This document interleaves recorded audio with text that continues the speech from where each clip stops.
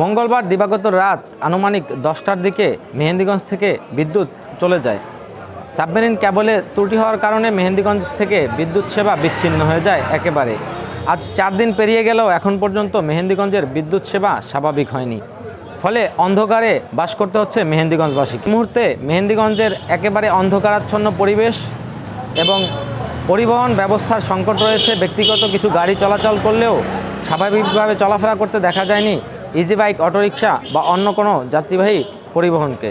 প্রথমত লোকজন আসতে পারেন না বাজারে, আমাদের বেচা কিনে মনে করেন নাই বললেই চলে, বৈশা দিছি শো। আরেকদিকে যে বাসায় কারেন্ট ফ্রিজ তো পানি সাইডে দিয়া মাছ মাংস যা আছে একদিনে বাইজিয়া খাওয়ানো লাগছে। কিছু অংশ দেখা গেছে গিয়ে মাছের গিরে নিয়ে মাছ আছে বিদায় ওইখানে দিতে পারছি, নাহলে তো ওইগুলোও ফালাই দিতে হতো ডাস্টবিনে। এই অবস্থাতে মানে পরিস্থিতি ভালো না, খুবই খারাপ।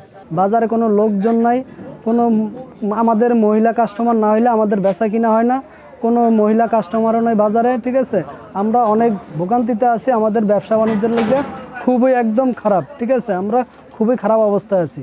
ঠিক আছে, রাত্রে 6টার পরে জেনারেটর দেয়, জেনারেটরের মাধ্যমে তারপরে আমরা মোটামুটি কোনো রকম অবস্থায় বেচা বিক্রি করি, কোনো তো আমাদের হয় না। এবং জেনারেটর অফ করে দেয়। ঠিক আছে, আবার জেনারেটরে যায় আমরা করি, তারপরে দেয়। এই অবস্থায় আছি আমরা, খুব খারাপ অবস্থাতে আমরা এখন মেহেন্দিগঞ্জে সবাই খারাপ অবস্থায় আছে। আমরা মেহেন্দিগঞ্জের মানুষ খুব করুণ অবস্থার মধ্যে আছি, মানে এত করুণ অবস্থার মধ্যে যা বলার মতো না। মানে কি বলবো, মানুষ ব্যবসা প্রতিষ্ঠান, শিক্ষা প্রতিষ্ঠান থেকে শুরু করিয়া অফিস আদালত সব কিছু কার্যক্রম একদম স্থবির হয়ে গেছে।